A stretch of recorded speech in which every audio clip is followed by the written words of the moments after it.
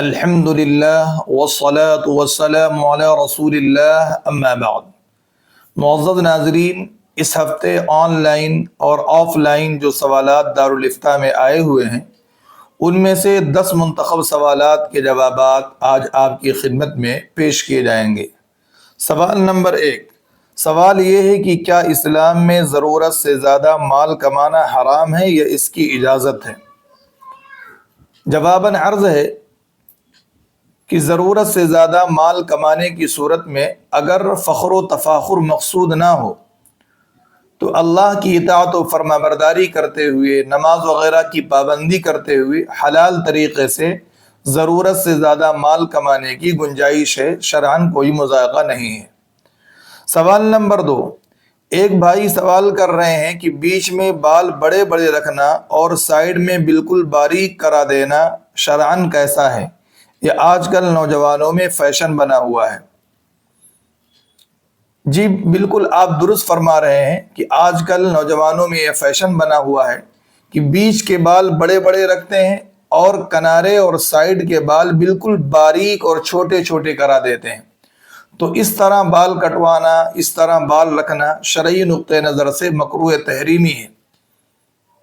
شریعت میں اس کو قضا کہا جاتا ہے اور قضا سے جناب نبی کریم صلی اللہ علیہ وسلم نے منع فرمایا ہے۔ بخاری شریف کے اندر اس سلسلے میں روایت موجود ہے۔ سوال نمبر 3، کیا باپ اپنی جوان بیٹی سے گلے مل سکتا ہے؟ شریعت میں اس کی کیا حیثیت ہے؟ ایک باپ شفقت و محبت میں اپنی جوان بیٹی سے گلے مل سکتا ہے، اس کی گنجائش ہے، لیکن چونکہ فتنے کا دور ہے اس لیے احتیاط کرنا چاہیے کہ خدا نخواستہ اگر باپ کے اندر شہوت پیدا ہو گئی معانقہ کرنے اور گلے ملنے کی صورت میں، یا بیٹی کے اندر شہوت پیدا ہو گئی تو معاملہ بہت خراب ہو جائے گا، معاملہ بہت بگڑ جائے گا، اس لیے احتیاط بہتر ہے۔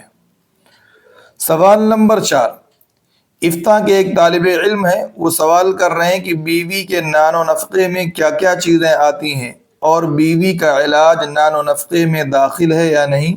مفصل جواب عنایت فرمائیں۔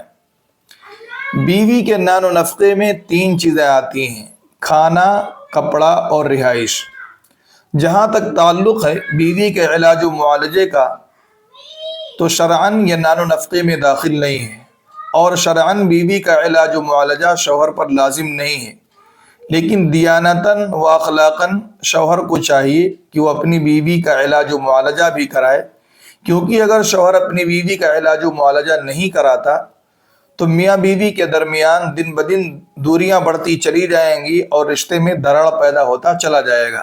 اس لیے شوہر کا اخلاقی فریضہ یہ ہے کہ اپنی بیوی کے علاج و معالجے کا بھی انتظام کرے۔ سوال نمبر 5، ایک سوال یہ آیا ہوا ہے کہ جو مسلمان بہت پریشان ہو اور قرض میں ڈوبا ہوا ہو تو کیا وہ لوگوں سے انٹرسٹ اور سود کا پیسہ لے کر اپنا قرض چکا سکتا ہے؟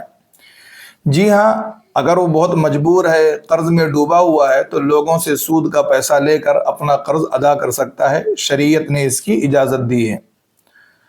سوال نمبر 6، والدین کا خرچہ کیا صرف بیٹے پر ہے یا بیٹی پر بھی ہے؟ والدین اگر محتاج اور ضرورت مند ہوں تو والدین کا خرچہ حسب وراثت بیٹے اور بیٹی دونوں پر ہے۔ جتنا والدین کا خرچہ ہے اس کا 2 حصہ بیٹے کو دینا ہوگا اور اس کا 1 حصہ بیٹی کو دینا ہوگا، کیونکہ وراثت میں بیٹے کو 2 حصہ ملتا ہے اور بیٹی کو 1 حصہ ملتا ہے، اس لیے شریعت نے والدین کے خرچے میں بھی اس کا لحاظ رکھا ہے کہ بیٹے پر والدین کے خرچ کا 2 حصہ لازم کیا اور بیٹی پر 1 حصہ لازم کیا۔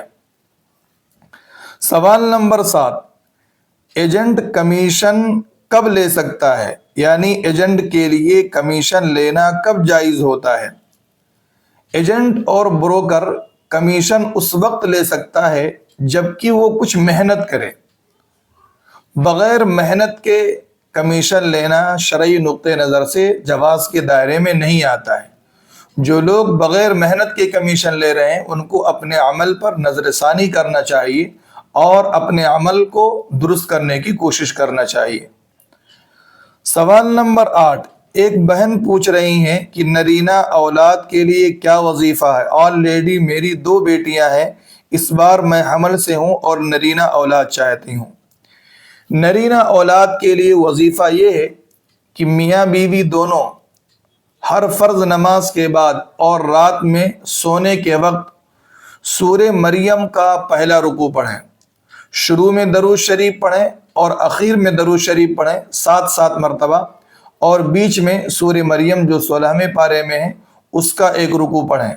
40 دن تک یہ عمل کریں، انشاءاللہ العزیز اللہ کی ذات سے امید ہے کہ باری تعالی نرینہ اولاد سے نوازیں گے۔ سوال نمبر 9، حلالے کا کیا مطلب ہے؟ تفصیل سے روشنی ڈالیں۔